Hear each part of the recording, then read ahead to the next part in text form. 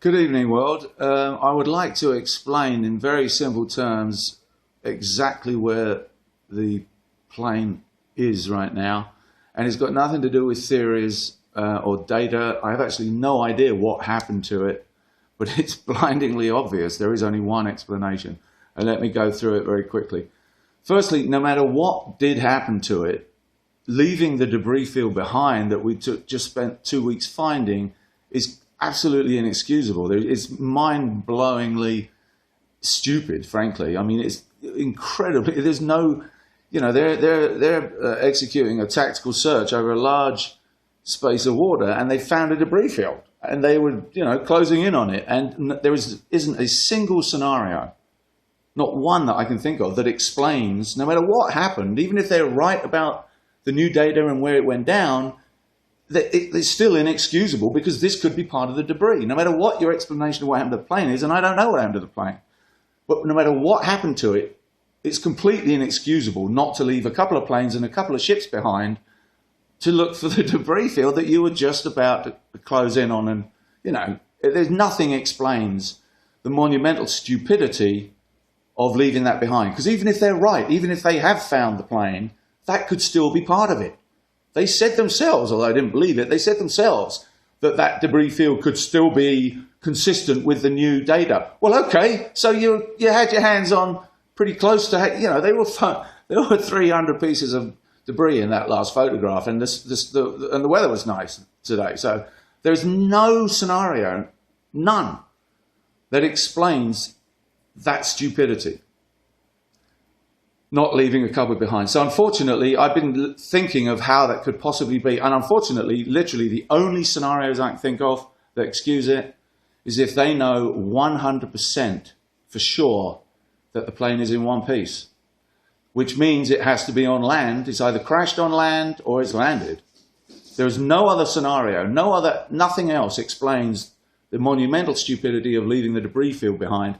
Because, we saw one 70-foot long piece of white metal that kind of looked like a wing on 3 separate occasions. It's impossible. They cannot possibly know for sure that none of that back there is part of the plane unless they know for sure that the plane is in one piece or crashed on land. If you can think of a scenario under which that wasn't monumentally stupid, then go ahead. But there are none. They know it's either crashed on land or landed. So here I come to, it's impossible not to join the dots, because I actually agreed all along, as soon as the Lignet report came out, that the plane's in Pakistan or somewhere in that area. Unfortunately, that perfectly fits what we're seeing. So I'm not suggesting any theory. I don't know, but I'm saying this is the only explanation that excuses the monumental stupidity of leaving the debris field behind. They must know that the plane is in one piece or that it's crashed on land.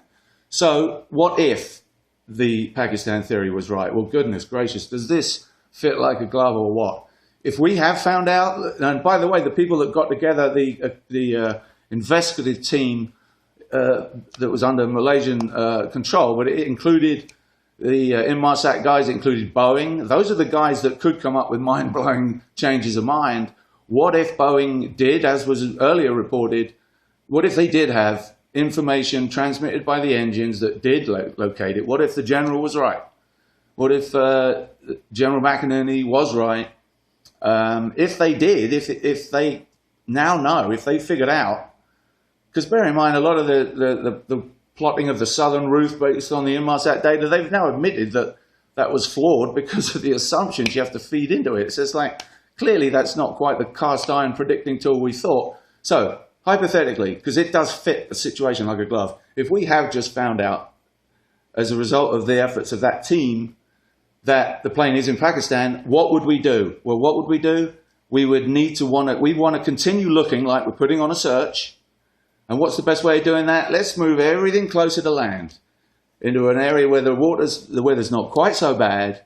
We've got to still look like we think the plane's there, because we don't want to tip the enemy. Because if we do know it's in Pakistan, you can bet your life there is a lot of people undergoing some fairly intense nighttime training right now. I mean, goodness knows how they could actually affect a maneuver like that, though, given that there's 250 hostages involved. It'll be a million times. In fact, I don't even think it's possible. I thought through those scenarios 2 weeks ago when I first agreed with the Pakistan theory. Anyway, think about it. If we do know it's there, we want to be seen. We want to look like we're still looking for the plane. Otherwise, the enemy know that we know. Plus, the public would freak out. So they want to continue to look like they're looking for the plane. And what would they do if that were the case? It would completely explain and excuse leaving the debris field behind. That's why I like it, because there's nothing else to leave that debris field behind unless they are absolute idiots. And that would be really depressing. To leave it behind, they must know that it's in one piece or on land, crashed. And that fits right in with the Pakistan theory. And like I said, if that was true, then they would be doing exactly what you're seeing. They want us. They want to go back to square one with all this ridiculous. Oh, it was another dustbin lid or whatever. You know, if this is true, if I'm right, then moving everything to land makes it so much easier logistically. It just fits like a glove, because they want the world to think. They want the bad guys to think that they are still looking over here, while the bad guys have got plenty of time to plan their next move. Because yeah, if I'm right, then we're going to be making a move hopefully before they do. Anyway, like I said, this didn't come from a theory. I can't believe no one else is screaming about the monumental stupidity of leaving behind a debris field. And all of a sudden the authorities are saying, no, that wasn't debris, that was just bits of rubbish. Come on. Anyway, so think it over. It seems pretty compelling to me. And let's hope that it has a satisfactory ending. Thanks.